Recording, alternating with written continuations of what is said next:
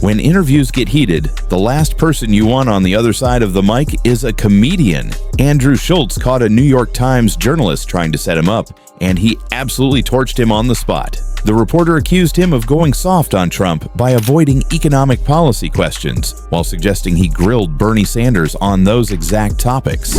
I thought it's strange that he's not asking Donald Trump about more pointed questions about economics. What did I ask Bernie about economics? Well, you guys talked a lot about economic inequality. But what about policy? It's an issue that matters to you. What would you like me to ask? I don't know the specific question. You're making an accusation that I didn't ask something, but you don't have the thing that you would have liked me to ask. At this point, the interviewer looked visibly rattled, completely unsure of just how far Andrew was willing to take it. And that's the danger of trying to corner a comedian, because the harder you push, the sharper the punchline gets. Here's a good moment for accountability. Do you think it was fair to present that economic policy question to me about Trump, not really knowing what you're talking about? Yes, I asked you a question. Okay. That's where it feels gotcha to me. It doesn't feel gotcha. I'm sorry, I can't tell you how you feel. No, this is good. We're both. Oh, this is good. Therapy's good. Andrew Schulz gave a masterclass in handling corporate media, staying sharp, quick, and completely in control the entire time. When you're interviewing someone and they show even a little interest, it's usually smart to play along. But Brianna Chickenfree, she had absolutely no chill when Theo Vaughn joined her podcast. Do you have any children? No children. Do you have any children? I don't have any. Do you want children? Oh, I would like to have me. I would like to hatch a little bat sometime. I'm looking for a wife at some point. Hopefully find one. Oh, damn. How old are you? That sounded like, God damn. Look, never mind. We're good. All right. It's all love. I meant that with all love. She definitely delivered that with peak, eyeing a boyfriend energy. But to his credit, Theo took the rejection in stride and made it clear he understood. Josh, did it sound a little... No, that was awful. Did it sound... Yeah, but still, I think you just... Yeah, it just came out wrong. Yeah. If you're interviewing Matt Rife in a haunted house, it only makes sense to act extra scared just for an excuse to get a little closer to him. Electricity! It just turned on. Chill. And once the actual interview kicked off, it was pretty clear Matt wasn't a fan of Bobby's dry, sarcastic style because he wasted no time sneaking in a jab of his own. Listen, stand-up's fun, but it's not what I want to do end goal. Someday I'd love to have a podcast, but they don't just give those out to anybody. You have to be lucky. Yeah, you have to be really, really lucky. Maybe one day. Really hard. It wasn't exactly a traditional interview, but when Ric Flair appeared on the live podcast Kill Tony, things quickly went off the rails. He spent most of the time glued to his phone, looking completely clueless about the kind of show he'd even walked into. Did he fall asleep? No, he's on his phone. He's like fun Joe Biden. Then Rick hit the host with a plot twist that basically nuked the entire format of the show. We just saw one of the worst performances ever in the history of the show. Ric Flair, any advice for Daniel Shepard? No, you're incredible. Thank you. Shut up, Daniel. Whoa. I'm here having fun, but I will never, ever embarrass anybody or humiliate anybody. You're not going to do that. We're going to do that for you. You're the good cop. Daniel just embarrassed himself. I'm not the good cop. The minute someone says something disrespectful to me or to you, I'm out of here. We're not going to be disrespectful to you. We will make fun of these people that sign up for the show. I'm serious. Kill Tony is all about roasting people, but Rick pulled the ultimate heel turn. He dropped an anti-bullying message and then bounced the second he realized what was actually happening. Do you know how many people are bullied and hurt by comments? We make fun of people. Thank you, Ric Flair. You really saved me there. I don't make fun of people. You don't have to. I'm ready to leave in 1 minute, guys. No, don't leave. I love you. I am. Yo, you did so bad, Ric Flair. Damn, dude. Oh my God. Damn. Nice going. Hey, thank you for all the respect. We lost Ric Flair, everybody. It's pretty ironic Rick was glued to his phone the entire time, only to turn around and lecture everyone about respect. Meanwhile, as Bill Burr strolled the red carpet, journalists thought it was the perfect moment to lob some heavy, controversial questions his way. And Bill was not having it. What about your reaction to Luigi Mangione? I was reading up, that perhaps you've been supportive of what he did. What is your take on that? If you were reading up, I don't think you read up on it. because I said what I felt about it, and I said what a lot of people said. Some people took it that way. So could you clarify what you think? No, I'm not going to just have some controversial moments so you can get clicks. I'm not doing that. Bill Burr was attending the Mark Twain Prize for Humor, but journalists decided to fire off questions better suited for a presidential debate than an award show. What are you going to bring up next? The Middle East? I went to summer school 3 out of 4 years in high school. I'm not qualified to talk about this. You said about Elon that he was ruining Earth, I saw on The View. You're critical of him. What do you think of all the boycotts, like even the violence I don't watch the news. I don't watch the news. I watch Instagram, and I don't think you should be asking a comedian. You're a journalist. Comedians are on top of current events. No. That's weak. That's you guys passing the buck. Honestly, Bill Burr's level of self-awareness is next level. More celebrities could take notes. Most people aren't tuning in to hear political takes at a comedy award show. And it's not my job. I am a dancing clown. Joe Rogan got name-dropped during a CNN interview with Tim Dillon when the reporter hinted that he was secretly pulling all the strings in comedy. One comedian who was like kind of in that world, Fox, etc. That I tried to interview, his manager told me that he wouldn't do an interview with me because Rogan would get mad at him for talking to CNN. And that's untrue. That's completely insane. Okay. That's completely insane. Okay. There's no such thing as Rogan would be mad at someone for talking. That's crazy. Oh, well, that's good to hear. Tim shut that down instantly, but the way the reporter kept going, you'd think Tim was secretly Joe Rogan's press secretary. Do you think Rogan would talk to me? I don't know. I mean, he's a big get. I know. He's a big get. Important. So, I mean, you could try. I don't know if I had his money if I'd be doing any interview. I don't know if I'd be here. Things got painfully awkward when she asked why there aren't any left-leaning comedians anymore, citing Amy Schumer's cancellation as an example. But but all those people who had the kind of like left-wing shows like Amy Schumer and Michelle Wolf, Samantha Bee, those have all been canceled. Well, but there'll be new ones. And is Trevor Noah not popular? He does arenas. No. Is he popular? He's an arena comedian. He's one of the most popular comedians in the country. I don't think it's happening. This idea that like left-wing where are they? Where are they? Where are they to be found? Where's Amy Schumer? I don't know. She's in her $15 million townhouse in Brooklyn.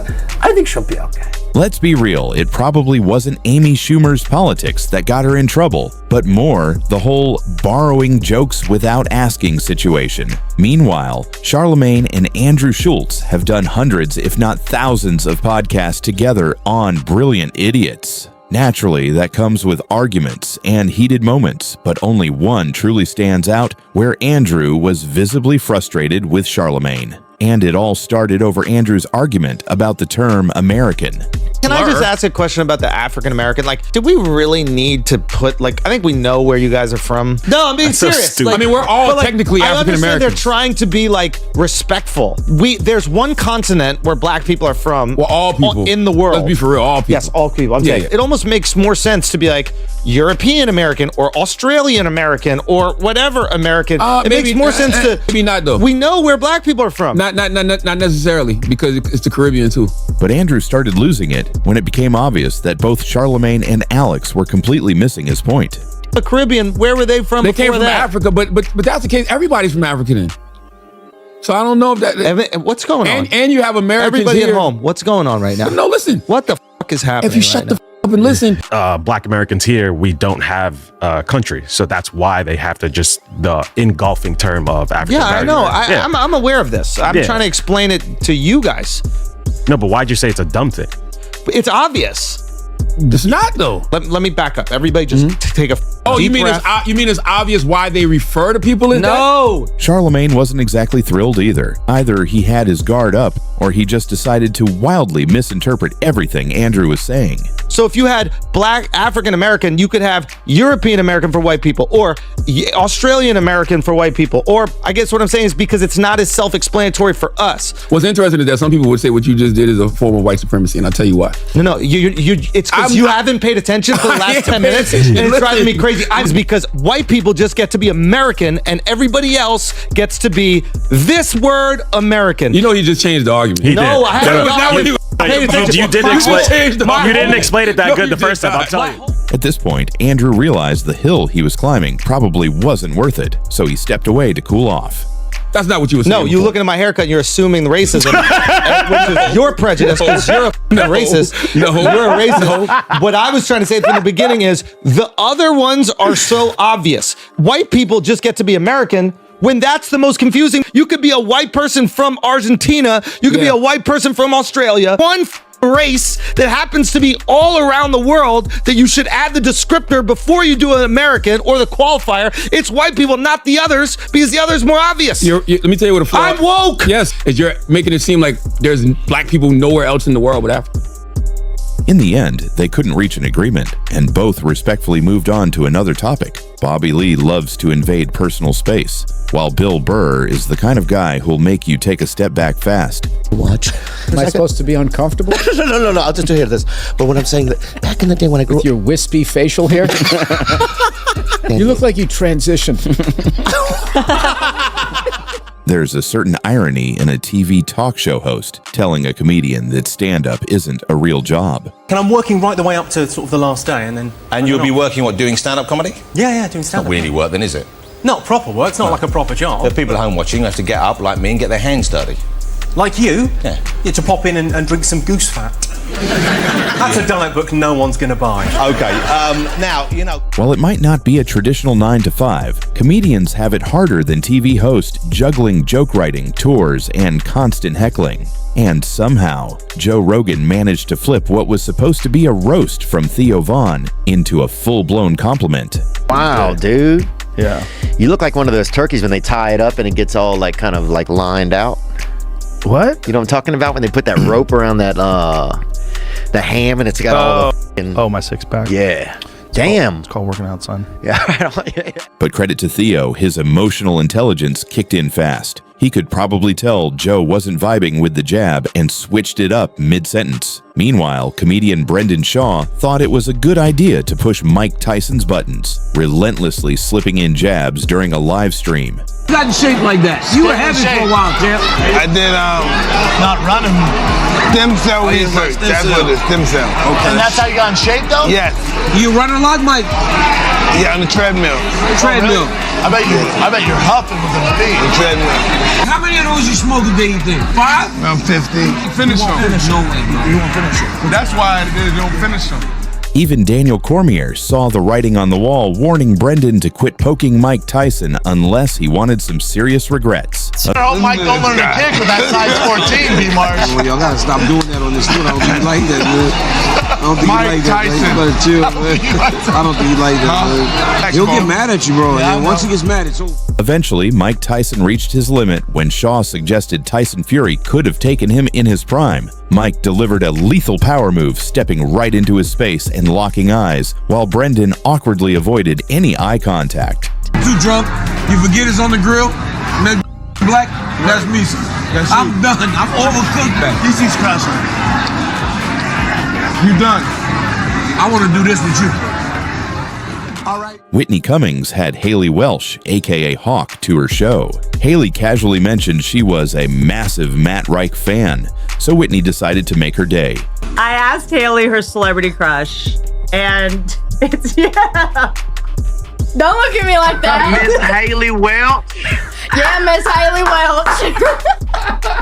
How are you? I'm good. How are you?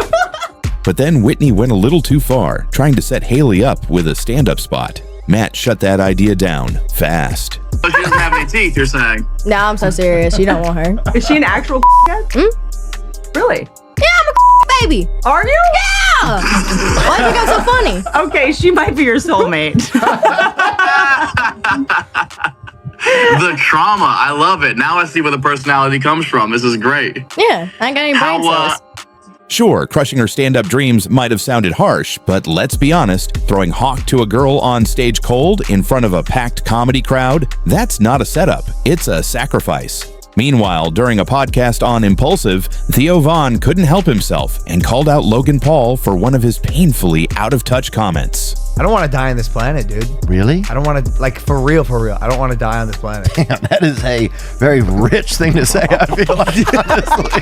Trying to find quarters in our car to get that air machine to fill up our tire at the gas station. And this guy's like, I'm not done on this planet. Yeah. Theo basically summed up the mood for anyone paying rent, while Logan's out here planning his Mars funeral guest list.